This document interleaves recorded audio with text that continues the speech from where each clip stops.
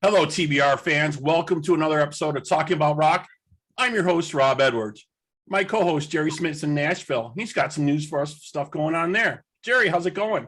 Pretty good. How about you, Robert? Oh, excellent, excellent. It's a little quiet weekend for me, but you had some stuff going on out there. What was happening in Nashville this past weekend? Well, I saw Eric Clapton last night. The 76-year-old legend played the Bridgestone Arena in Nashville here. And he played for about an hour and a half, 14 songs. And he was joined by Marcus King and Jimmy Vaughn and Doyle Bramall II up on stage for the encore. And he played a lot of his classic songs like Layla, Cocaine. I think he could have included a few others, though. He left out the whole Cream era, No Sunshine of Your Love and No White Room. And I certainly would have liked to hear those during the encore. That sounds like an amazing show. And he's still rocking and playing all those songs. That's great. That's great. He is. He's looking good. I heard rumors of some health problems, but he was walking just fine, and he stood tall out there and played that classic slow blues that he's been playing for years. Excellent, excellent. Well, so good to hear. Slow Hand is still rocking out there. We still got some shows going out there. We still have acts out here in Buffalo, too, and we have some folks with us tonight we'd like to talk with from Buffalo, New York area. We have the Night Crew. We have Debbie, Scott, and Bob with us. How's it going, guys? How are you? Hey, how are you? Thank you for having us. Sure. Thank you for so much for being on the program. So, reading through some of your past history here, you have quite the list of awards here. 2015 Buffalo Music Award for Best New Band, pretty awesome.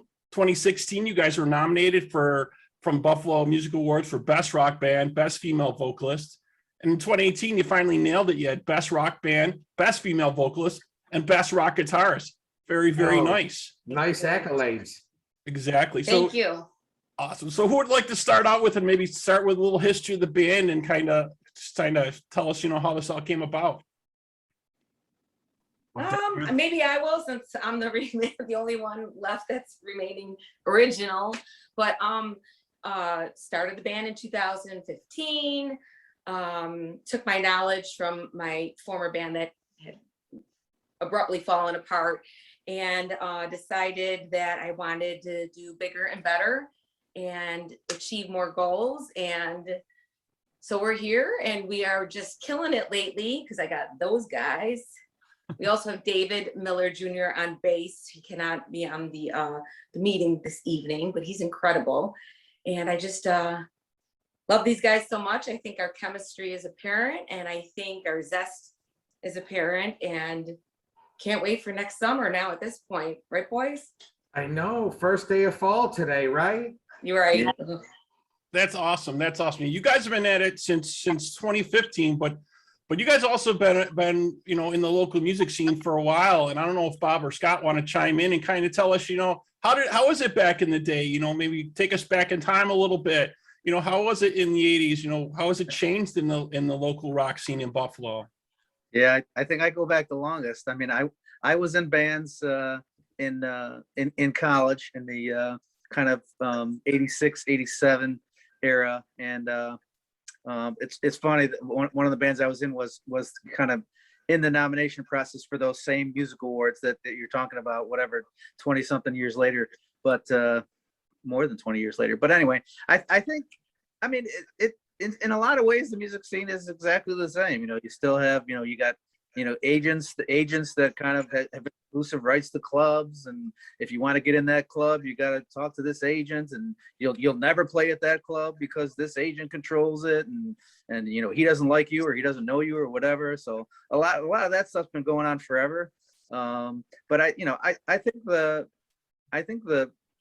biggest difference for me is I think back in the day, I think more people used to come out for the bands. Like they were coming to the club to see the band. Now, people still enjoy the band, but a lot of it is just, they're there to have drinks, or they're there to eat. And the band is kind of, if the band is good, they'll enjoy it, but they're not coming out, the Night Crew's playing at this place. There's still some of it, but I think a lot of the crowds in the places, they're kind of they go there and they're not necessarily attracted by that particular band that's playing. Yeah, well, that's kind of been our mantra on the show here, just to kind of bring that back out to people to say, hey, there's still a lot of local music around. You know, there's still good clubs to go to in the Buffalo area here. You know, Gerry brings us stuff from Nashville, but out here we have a smaller community, so we kind of bring that to everybody to let them know, you know, if you want to see and hear live music, you need to go out and support these local artists, you know. And here's another thing that we kind of ponder too a lot on the show is the original versus the tribute thing is the big thing. So here we don't have too much originals. You know, it's pretty much almost all tribute, or it's all covers, as we call it back in the day. I don't know, Scott, if you want to take this one, but what do you think? You know, because it's almost like you can't play any covers or any originals now at all, right? It's so much more difficult than it was back in the day, right? Yeah, I mean, the band I played in years and years ago, we were doing all original stuff, and the places you can play are so narrow when you're doing that, because it's really hard to sell your music. You know, like the stuff that we play is stuff people recognize right away when we start playing. It's like, oh, hey, it's that Tom Petty tune. Where if you're trying to play original stuff to people, that's a really tough sled.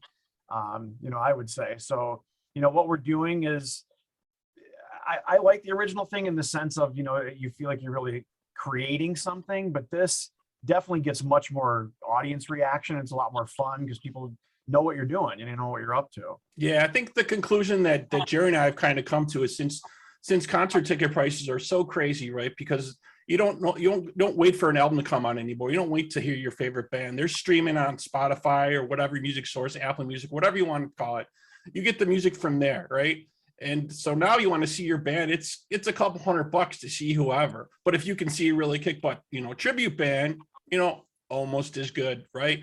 So you don't have to pay that. So that's how we think the tribute band thing is like exploding like crazy all over the place. You know what I mean? Right. Yeah. In Nashville, though, they still do have some local artists coming out, and they're still trying to punch it out. Gerry's got a couple bands we've talked to from out there, right, Gerry? And they're doing originals, and it works a little bit for them, but I know it's not as hard of a struggle. Well, this is a creative hub down here. I think this is the Los Angeles of the 1980s, where all those young people flocked here, and some older people as well, and just all the creative minds here are in one area. So there's a lot of bands that are writing some great originals around here. However, the cover songs are still very, very popular up and down Broadway, where the honky tonks are along the strip, and you could still hear "Sweet Child of Mine" blaring out from Kid Rock's place over there on Broadway, and some of the country standards coming from some of the other nightclubs up and down the strip there. Yeah. But we have a few clubs here that do cater to the originals. Bowie's is one of them for sure on 3rd Avenue, and I don't know. There's just a lot of people here that are writing these originals and trying to keep rock and roll alive. Yeah, we've been lucky enough to talk to a couple of them, right? We talked to Flummox, we talked to Love's Tragedy, we talked to Naked Gypsy Queens. These are all up and coming acts and stuff, and they all have their own distinctive sound and doing originals, and I give them a lot of kudos for trying to do that. And Nashville, we always talk about that too. Nashville seems to be the new epic center for music. You know, it's not just, you know, country rock music anymore. So it's everything is out there now. So it's definitely awesome. I heard there's even a jazz scene here too. Oh, really? Yeah. Yeah. Nice. Yeah. Nice. So, Yeah, I've always thought that, you know, that basically, you know, you should go one way or another. You know, if you're young and, you know, you have dreams about doing a career in music, then, you know, you should do your original stuff, and you should just sell, you know, you should do it, sell out for it all the way and commit to that. And, you know, but I would, you know, if a young guy was asking me, you know, for advice, I'd say you probably got to go out of Buffalo. You know, I would say go to Nashville, like, you know, go to a place where original music is being cultivated, and you can showcase that music. Because really, you know, here in Buffalo, it's pretty hard to find a venue that's willing to support original music. Yeah, there's definitely not as many venues I think as there used to be. There's a couple really good ones, but I think it's changed. It's so much changed a lot. You know, changed from back in the day, like when Gerry and I was younger, and we'd go to concerts and we'd see 5 or 6 concerts every summer. You know what I mean?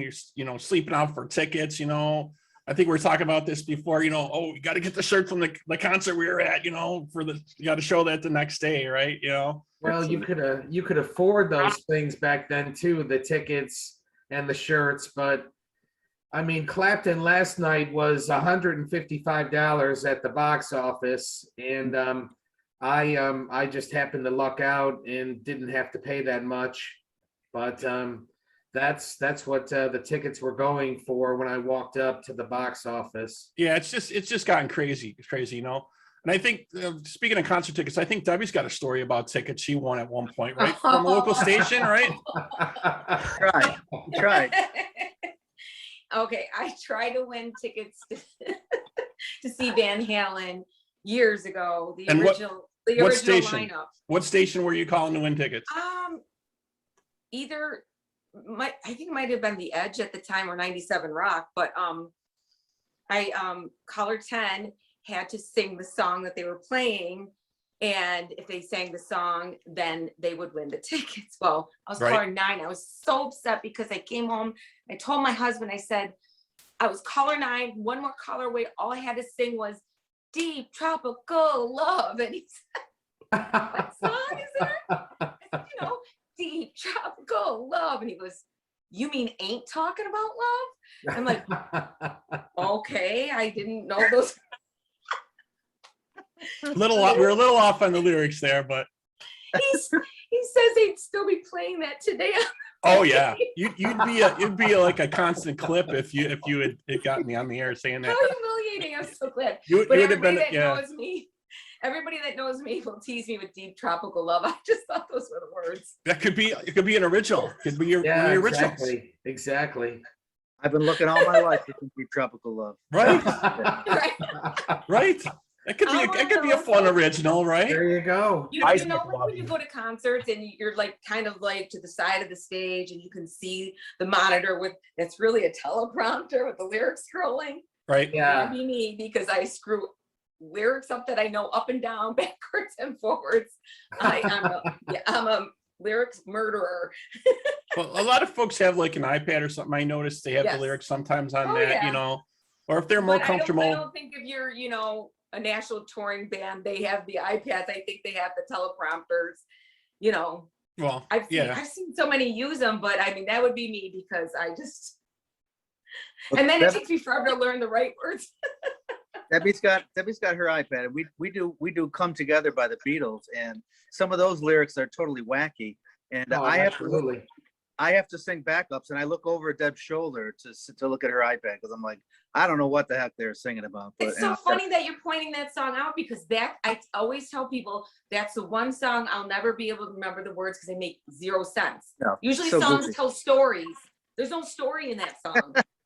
You know? You probably have to have a certain amount of a drug in your system for that song to make sense. I would just think maybe. I don't. I think a lot of the Beatles stuff didn't make sense. Yeah, just throwing that out there. Just throwing that out there. So probably I've heard that before. But a lot. I mean, Yellow Submarine, different things. You guys have quite the list of songs you cover. You know what I mean? You all kinds of different rock songs. I mean, you got stuff from like Night Ranger, Don't Tell Me You Love Me, to, like you said, to the Beatles, to it's kind of a little bit everything you're doing, right? I would say our most current stuff is we do a Maroon 5 song, we do a Velvet Revolver. So I mean, we're trying to get up in the O's. Mm-hmm.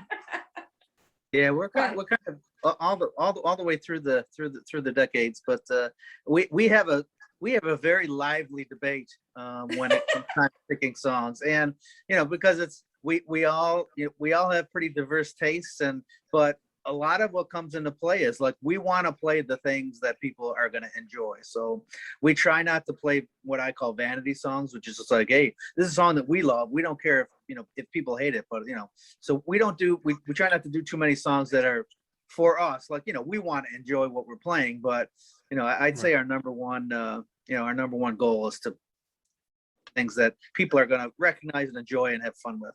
Yeah, Do that's you yeah, guys that's see definitely any a good. Bruno Mars at all?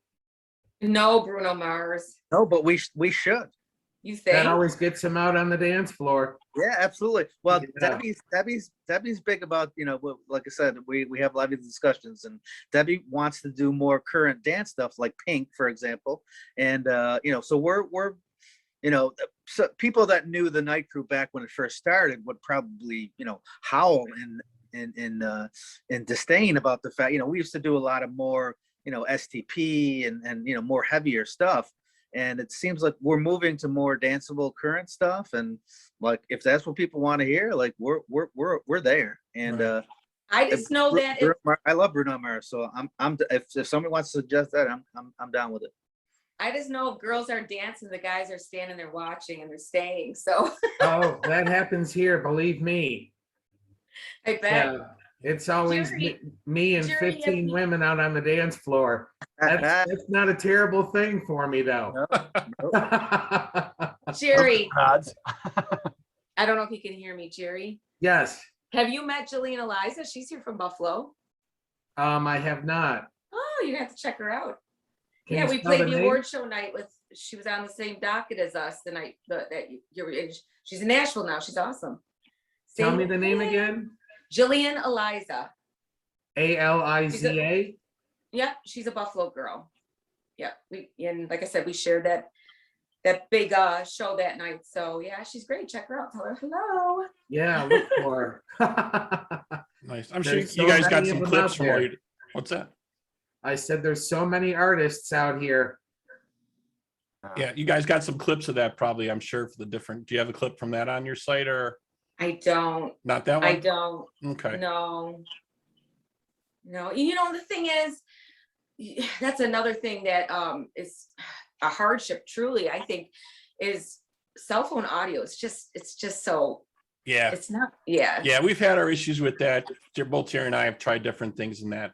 Yeah. It's hard Up my sometimes. game now. Yeah. But My I stuff's got coming so out great with the Samsung. The top of the line Samsung is what I got. And it's so much better, isn't it? It is. It's really helped. Yeah.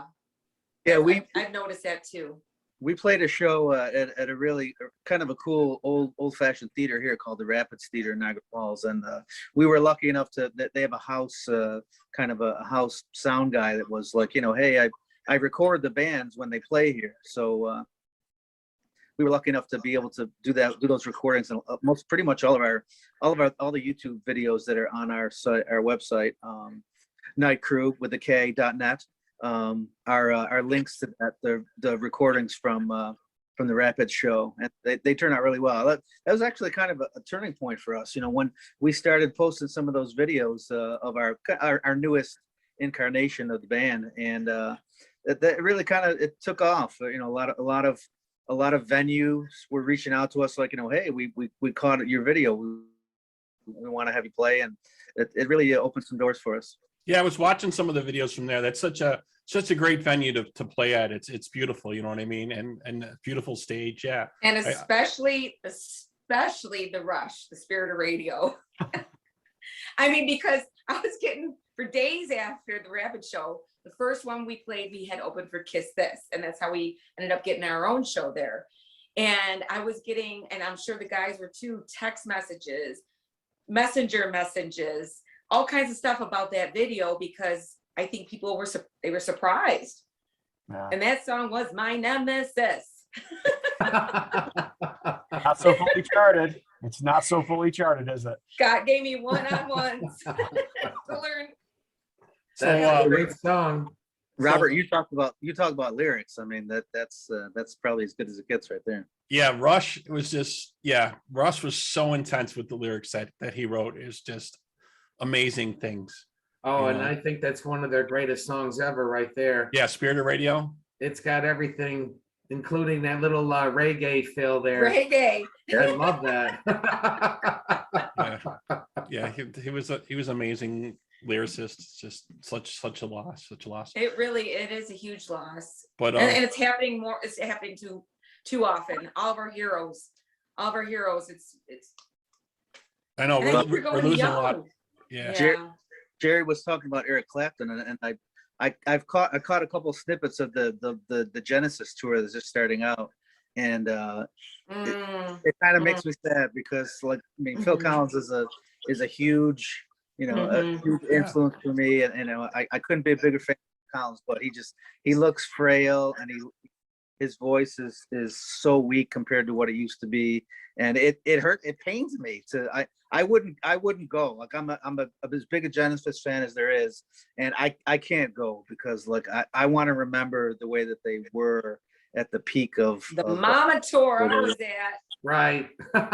yeah. Gerry and I talked about that before. There's like some bands we saw back in the day, and now maybe they're not cutting it, or they just don't really have it, or they're getting on in years and stuff. And you don't want to go see them and kind of tarnish that image that you used to have of them, right?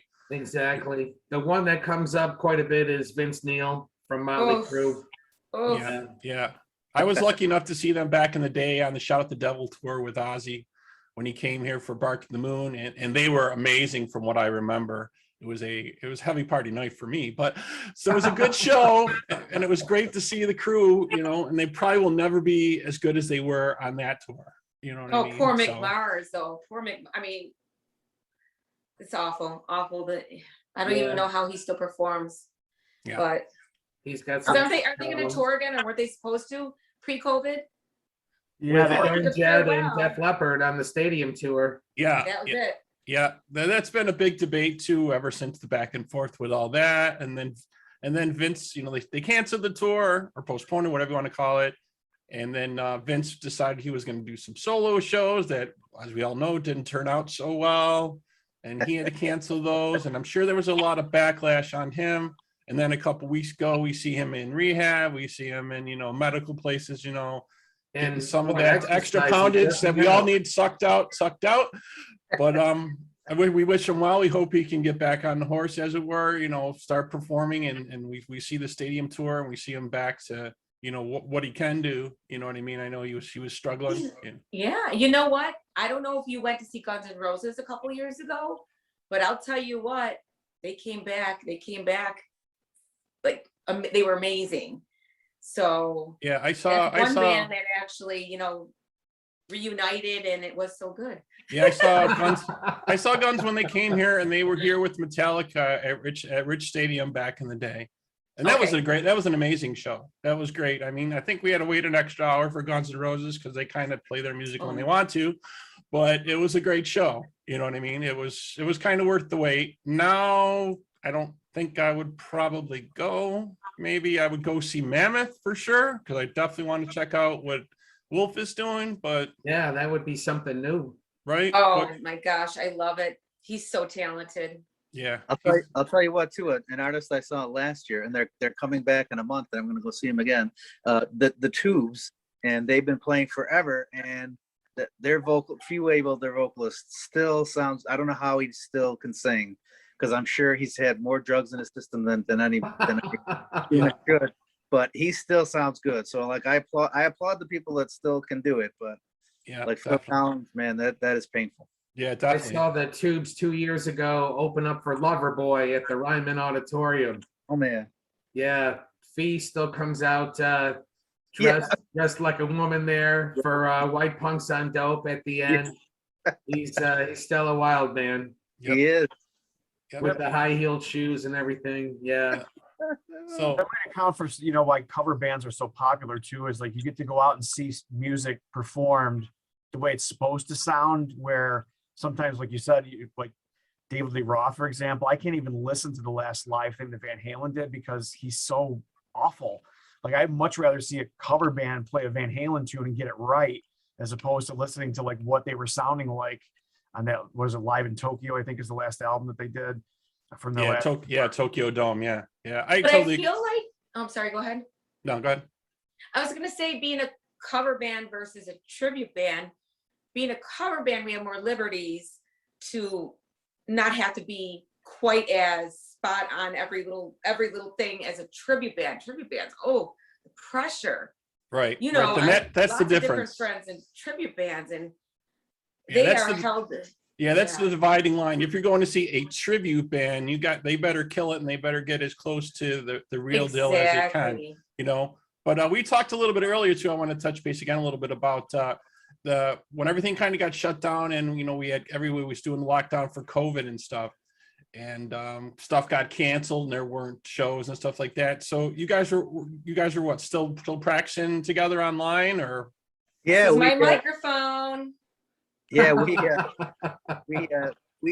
got a new bass player, David, our current bass player, shortly before kind of COVID hit the fan, and we were using a software called Jam Kazam to rehearse remotely, and it worked out pretty well, and it gave us, the blessing of it was it gave us a lot of time to bring David up to speed and learn not only material we were doing, but we also add a lot of new material, and there's our poster. All right. So yeah, so I'm showing David. COVID sucked. I mean, it sucked to not be able Yeah, to play. that's pretty much the consensus with all the bands we spoke to. They kind of utilize that time to either write, practice. They utilize the time in some way where they weren't, just stagnant. They wanted to still keep things fresh. So, got to ask you there, Scott. We see quite the collection of guitars there. So, who's your influences for guitar players over the years? Yeah, like when I was a kid, when I first started playing, Jimmy Page was like the guy, right? Because you had to learn how to play like him. And, like I would say high school, Alex Lifeson for sure was a big influence. Then I discovered all these like incredible players that I could never play, like Joe Satriani and Steve Vai, and like this just insane guitar stuff. Dream Theater is my new favorite band. Not new, but I mean the new band that's my favorite band. And he's another player, John Petrucci, that's just he's just out of this world as a player, can play anything. And I don't play like him, but I really appreciate the music of Frank Zappa too, I would say. Sounds like you kind of lean towards the progressive rock. Yeah, Rush really was like Spirit of Radio. We used to play in the old band, and when the drummer I was playing with suggested it, I'm like, dude, I can't learn that. I'll never be able to learn that song. And he pushed me. He was like, yes, you can. He goes, you got to work at it, but you'll get it. And I did. And it was like, wow, there's like, if I work hard at this, I might actually get better at this. And so I started learning a lot more Rush tunes because it was like, okay, this is kind of an interesting, interesting form of music that I really like. So. Isn't it a shame we couldn't show like little clips? Here it is. I guess you could have. Yeah, that's a great question. No, I never asked my bandmates who their influences were. Probably is Phil Collins yours? Oh yeah, I mean, I grew up. I mean, I'm older than Scott, but it sounds like I had 3 older brothers, so I grew up listening to what they were listening to, and that was Jethro Tull, Kansas, Rush, Genesis, all that stuff. So I mean, those were my big influences. To this day. Kansas was always my favorite band of all time, and so but Phil Collins was like what was a god. Neil Peart, of course. Jethro Tull's drummer was name was Barrymore Barlow. He was amazing. So those were kind of my initial formative years, and I'm surprised I don't hear John Bonham in there. Yeah, and that did not really didn't get into Zeppelin or other the Who. I wasn't, the Stones. So like they were other. I was into more complicated, like more progressive type complicated music. And that's like the Led Zeppelin. I mean, Led Zeppelin had their moments, but for whatever reason, my brothers weren't listening to Led Zeppelin, so therefore I wasn't. It didn't trickle down. Yeah, that's so great. That's so great. Yeah, I grew up with a lot of. That's great for you to mention. I grew up with a lot of Jethro Tull myself, and I went to see them a few years back, and they were amazing. I was like, I had to see them once, myself and my sister. It was an amazing show. They had some great stuff back in the day. Gerry, what kind of stuff were you listening to? What was your early stuff you were listening to when you're growing up? Well, I kind of hung around with you, if you remember. Yeah, I know. Junior high school and high school. So we definitely loved Ronnie James Dio and Ozzy Osbourne and the Black Sabbath stuff. We were pretty big into Iron Maiden and Judas Priest at the time. And we really loved that Quiet Riot Mental Health album too.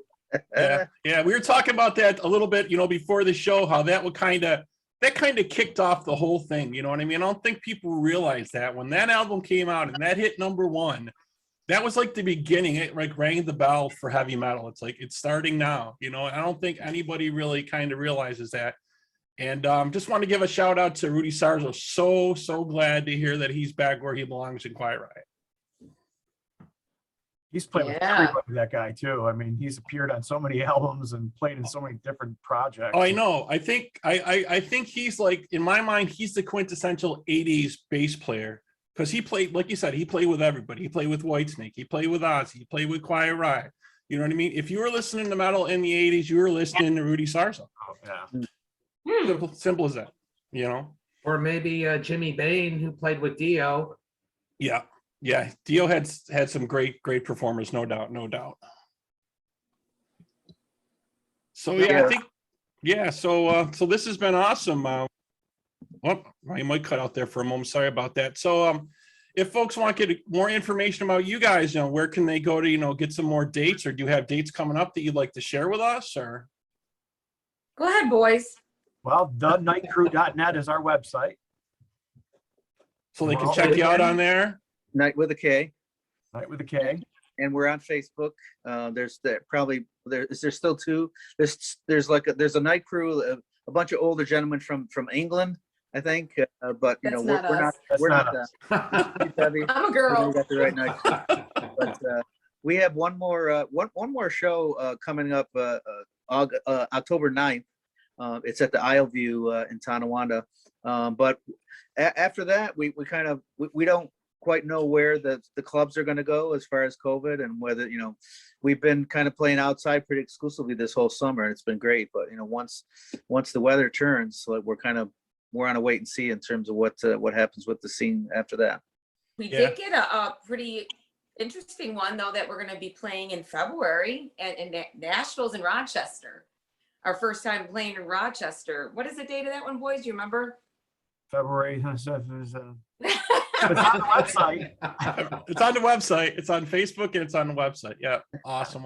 Yeah. So definitely check these folks out if you get time. It's definitely worth it. There's definitely been a lot of great shows here this past summer in Buffalo. We were lucky that stuff was open. We got to see lots of different shows going on. So as we always say, folks, if you want to hear local music, if you need to go out and support these folks in the different venues and support these local bands. That's kind of our mantra here, keeping the torch alive at Talking About Rock. So if you want to hear more from us, please feel free to email us at talkingaboutrock@gmail.com. Please like us on Facebook, check us out on Instagram, and as always, please subscribe to our YouTube channel. Folks, it's been so great speaking with you. We really appreciate you taking the time tonight and chatting with all of us about your act in the Buffalo scene. Yeah, man. Thanks for having me. Definitely great to meet y'all. Yeah. Excellent. Keep rocking down there. Yeah, we'll definitely see you out there, guys. Keep on rocking. Have a good night. You got it. You too. Thank you. Good night. Very welcome. Great talking with you. You too.